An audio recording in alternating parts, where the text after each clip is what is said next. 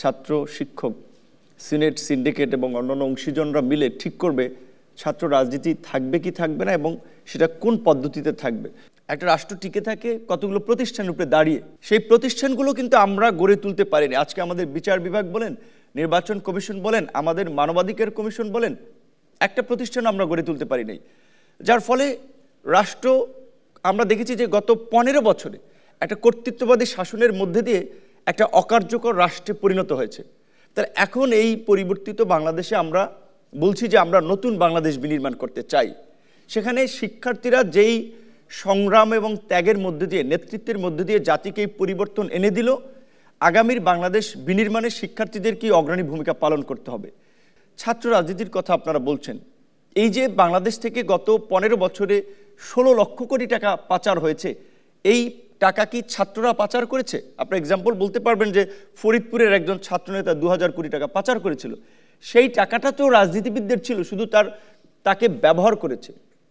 কিংবা আমাদের দেশের এই যে এখন বড় বড় ব্যবসায়ী মাফিয়া তৈরি হয়েছে, 8 থেকে 10টা বড় বড় কোম্পানি, বসুন্ধরা কিংবা এস আলম, এরকম বড় বড় মাফিয়া কোম্পানি, তারা কিভাবে আজকের এই বড় শিল্প প্রতিষ্ঠানে পরিণত হয়েছে? পরিশ্রমের মাধ্যমে, রাষ্ট্রীয় ক্ষমতার অপব্যবহার করে। এই যে জাতীয় রাজনীতিতেও যে আমাদের একটা সামগ্রিক মূল্যবোধের অবক্ষয় এবং অসৎ এবং অসাধু লোকগুলো যে জাতীয় রাজনীতি নিয়ন্ত্রণ করছে, এইখানে যদি পরিবর্তন না হয়, আপনি ছাত্র রাজনীতি পরিবর্তন করে তো কিচ্ছু করতে পারবেন না। সরকার, এই সরকার কতদিন থাকবে? আপনারা কতদিন চান? অনেকে বলছে যে সরকার 6 মাস থাকতে পারে, 1 বছর থাকতে পারে। প্রকৃত অর্থে আমি এখন বললে আবার অনেকে নানান ধরনের এই বক্তব্যটাকে ব্যাখ্যা করবে। আমি মনে করি যে এই সরকারের ন্যূনতম 2 বছর থাকা দরকার। এখন এই কথাটাকে আমি এখন বলছি না, আপনারা ইউটিউবে যান, 6 মাস 1 বছর আগে আমার বক্তব্য পাবেন। আমরা বিগত সরকারের সময় বলেছিলাম যে 2 বছরের জন্য একটা জাতীয় ঐক্যমতের সরকার দরকার, যারা এই রাষ্ট্রের কাঠামোগত পরিবর্তন এনে রাষ্ট্রকে একটা মানবিক রাষ্ট্র হিসেবে গড়ে তুলবে। এখন যদি 1 বছর 6 মাসের মধ্যে একটা নির্বাচন হয়, আপনাদের কি মনে হয় বিদ্যমান ব্যবস্থার খুব বেশি পরিবর্তন হবে? এখন যারা সম্ভাব্য দল আছে ক্ষমতা আসার মতো, আমরা তো দেখেছি যে এই দলগুলো অতীতেও এই দলগুলোই ক্ষমতায় ছিল, তাদের কর্মকাণ্ড চরিত্র দেখেছি। রাতারাতি তো চরিত্রের বদল হবে না। সেই জায়গা থেকে এখন বর্তমান যে সরকার আছে, তারা আপনার আমাদের সকলের সমর্থিত সরকার। এই সরকার একটা অরাজনৈতিক সরকার, রাষ্ট্র পরিচালনা একটা রাজনীতি। কারণ হচ্ছে রাজনীতিবিদরা বা রাজনৈতিক দলগুলো এই সরকারের সবচেয়ে বড় সহযোগী পার্টনার হবে। সেখানে রাজনৈতিক দলগুলোর সাথে যদি সরকারের দূরত্ব থাকে, রাজনৈতিক দলগুলো কেউ কেউ বলছে সরকার আবার বিগত অনিলেভেনের মতো একটা কিংস পার্টি তৈরি করে কিনা, বিরাজনীতিকরণ প্রক্রিয়ার দিকে যায় কিনা, সেই জায়গা থেকে 2 বছরে অনেক রাজনৈতিক দল একমত হবে না। কিন্তু যখন রাজনৈতিক দলের প্রতিনিধিরা এখানে থাকবে, তখন কিন্তু তারা বুঝতে পারবে যে সরকার কি হচ্ছে, তারা জানতে পারছে। তাহলে এখন কথা হচ্ছে রাজনৈতিক দলের প্রতিনিধিরা সরকারে কি প্রক্রিয়ায় যুক্ত হবে।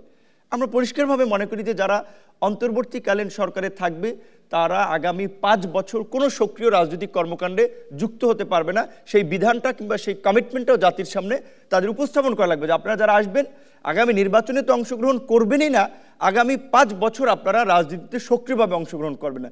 এই শর্তে রাজনৈতিক দল থেকে কিছু প্রতিনিধি নিয়ে গভর্নমেন্টের কাঠামোটা বৃদ্ধি করা যায়। প্রথাগত ছাত্র রাজনীতির পরিবর্তে প্রত্যেকটা কলেজ বিশ্ববিদ্যালয়ে ছাত্র সংসদ নির্বাচন চালু করা দরকার।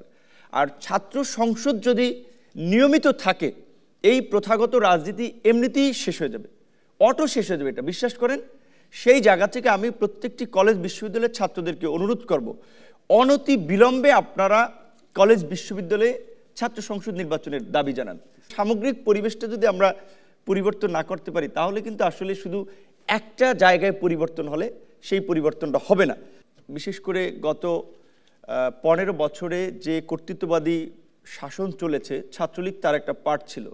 শুধু ছাত্রলীগ না, এই সরকার যেটা ফ্যাসিস্ট হয়েছে, এটিকে শুধু ছাত্রলীগ তাকে ব্যাকআপ দিয়ে ফ্যাসিস্ট তৈরি করেছে। বিভিন্ন বেনিফিশিয়ারি গ্রুপ হচ্ছে এই সরকারকে একটা ফ্যাসিস্ট শক্তিতে পরিণত করেছে। এই প্রত্যেকটা ফ্যাসিস্ট শক্তির বিচার হওয়া দরকার। দুর্জন বিদ্বান হলেও পরিত্যাজ্য।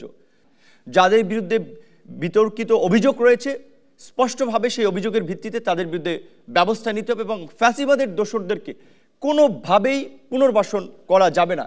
সেই ক্ষেত্রে আন্তর্জাতিক অপরাধ ট্রাইব্যুনালের যে নতুন আইনে আলোচনা হচ্ছে যে আপনার 10 বছরের জন্য ফ্যাসিস্ট কিংবা ফ্যাসিস্টের সাথে সম্পর্কিত শক্তিগুলোকে সমর্থনকারী প্রতিষ্ঠানকে নিষিদ্ধ করা। আমি মনে করি সেক্ষেত্রে আওয়ামী লীগ, জাতীয় পার্টি এরকম যারাই এই ফ্যাসিস্ট শক্তির দোসর ছিলেন তাদেরকে একেবারে নিষিদ্ধ না করে যে আইনটি করা হচ্ছে এইটা যুক্তিযুক্ত যে 10 বছর নিষিদ্ধ করা। কারণ তাদেরকে উদাহরণ হিসেবে জাতির সামনে, প্রজন্মের সামনে রাখতে হবে যে এরা ফ্যাসিস্ট শক্তি, এরা গণহত্যা চালিয়েছিল, তাই এদেরকে 10 বছর নিষিদ্ধ করা হয়েছিল। কাজেই জনগণ পরবর্তীতে সিদ্ধান্ত নেবে যে জনগণ তাদেরকে কতটুকু ক্ষমা করবে কি করবে না। সেই জায়গা থেকে আমি স্পষ্টভাবেই সেটা আওয়ামী লীগ, জাতীয় পার্টি কিংবা ছাত্রলীগ কিংবা আরও যারা এই ফ্যাসিস্টের সহযোগী ছিলেন তাদেরকে ওই আইন যদি এটা আপনার পাশ হয় সেই আলোকে আমি তাদেরকে নিষিদ্ধের দাবি জানাবো। অনেক ধন্যবাদ।